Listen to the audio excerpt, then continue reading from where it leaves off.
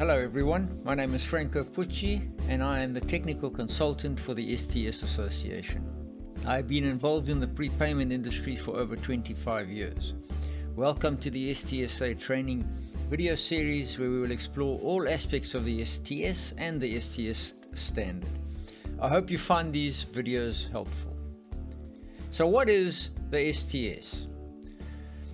For a meter, it governs the behavior of the meter when receiving a token, or the coding of a meter using unique or common keys.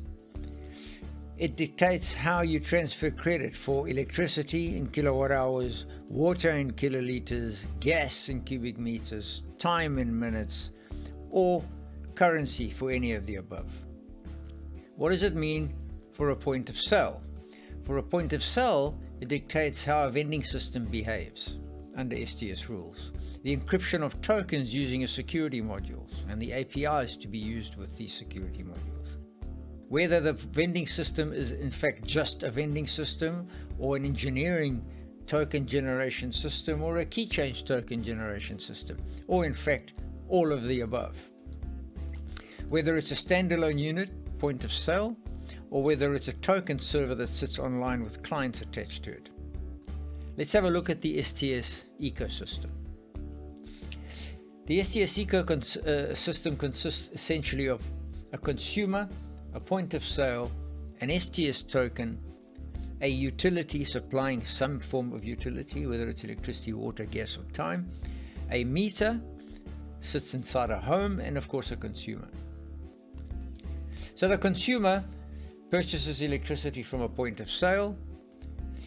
The point of sale generates a token and prints it, hands the token to the consumer takes it home and enters the token into his meter.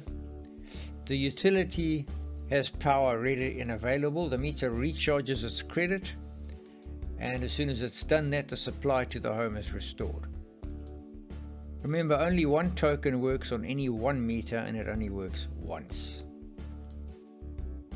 If we look at the STS, or the power of the STS, you'll see, first of all, it consists of three essential specifications: the IEC 62055-41, the -51, and the -52. These are form part of the IEC 62055 series. They are lodged in an IEC central office in Switzerland. It is the only international global standard for prepayment metering. It allows for multiple manufacturers from around the globe to supply product. It gives peace of mind for the utility because they now have continuity of supply.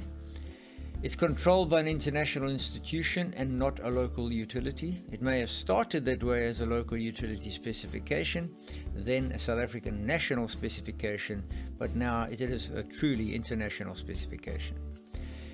It allows for companion specifications to be generated and used, and possibly then incorporated into the international standards. And most of all, it's interoperable. What do we mean by interoperability? Well, interoperability is the ability of a user to seamlessly purchase, deploy, and use a system from multiple suppliers, or the ability of two or more systems or components to exchange information and to periodically use that information that has been exchanged. I prefer the first one because that's essentially what we are talking about with STS. Let's have a look at examples of interoperable products. You could have mobile phones. Those will work in any country in the world because they conform to an international open standard. Television sets exactly the same. When you switch on your brand new television, if you're all licensed up and ready to go, you will receive a signal. Computer programs will work on virtually any computer. And of course, fuel. Imagine buying fuel from one of the your fuel suppliers and it doesn't work in your car, but another one does. Not going to happen. So as we can see, we've had interoperability for many, many years. So it's not new to STS. So why is interoperability so important? What does it do to innovation? Does it stifle it or promote it? Well, my view is it promotes it, because seeing you all producing essentially the same product, you now need to innovate in other areas to gain a competitive advantage. For service, it's exactly the same thing. You better supply good service, otherwise the purchaser of your product will simply go to another manufacturer. The price, obviously, it's affected, and the price obviously is driven down. This is good news for the purchaser of the product. But it's also good news for the manufacturer because you continuously innovate to bring the price down. Expertise, is it accessible or not? Well, obviously it is. We now have over 60 different countries and 160 members participating in STS. There is a wealth of expertise out there to choose from. Let's look at different levels of interoperability for products. At the meter level, you can look at mechanical, electrical, and functional. For example, the size of the product. And for example, does it survive all the correct voltage, withstand criteria, as well as noise and network issues? And functional, does it supply essentially what you want as far as feedback is concerned and measurement accuracy? If you look at the point of sale, at the system level, token generation, they must be able to talk to security modules which you can purchase from several manufacturers, and they must all be able to work in the same way with these security modules. And obviously there are some basic reports. Although these are not specified, you'll find that most point of sale systems have very similar reports. At the consumer level, the meter behavior is critical for them. The messages that come out on the screen need to be understood properly, and they could be in different languages for different countries.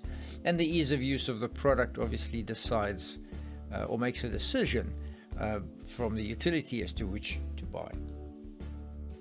And at the utility level, multiple suppliers are available for these meters and point of sales. The functionality is at least partially dictated, but of course functionality can also be dictated to by the utility.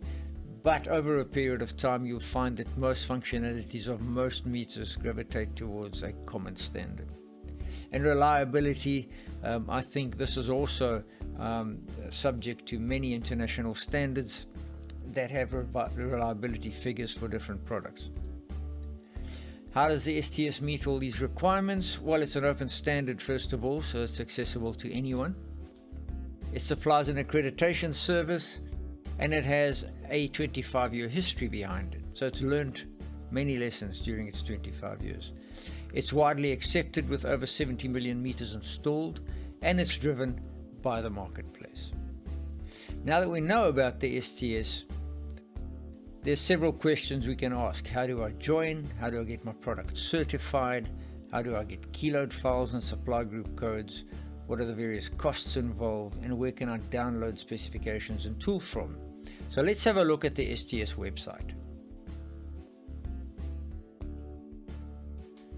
So how do I join the STS Association? Well, if you look at the website under membership, there's a membership and application process form. You can go to this and it asks you all sorts of questions. You fill in all your details, the costing, what type of member you want to be. The costing is included here as well, the subscription fees. So that's quite easy.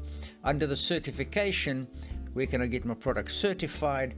There's a certification under more. You can have a look at it there. There's a certification process. Click on it and it shows you how to submit your meter for certification testing. You can download a copy of the specifications and the test process and then request a quotation. Under Key Management Center services, you will find how to apply for a new supply group code, how to update your supply group code, and request a keyload file for your security module. And last but not least, for downloading specifications, you can have a look at the visual map of specifications, companion specifications, and there's even a link to take you to the IEC web store. We will discuss this website in much more detail when we do a website walkthrough in a later video series. But for the moment, we have come to the end of this video. I really hope you enjoyed it, and I hope to see you all again soon. Goodbye.